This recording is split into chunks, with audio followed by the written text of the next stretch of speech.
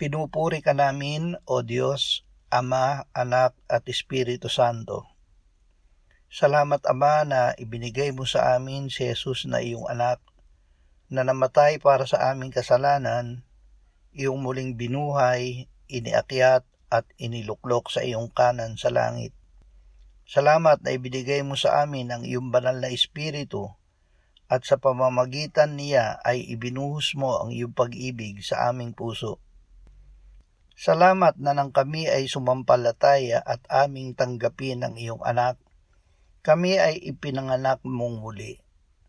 Panatilihin mo kami sa pananampalataya sa iyo at sa iyong anak. Pinupuri ka namin sapagkat dahil sa iyo kami ay laging mananaig sa sanlibutan. Amen.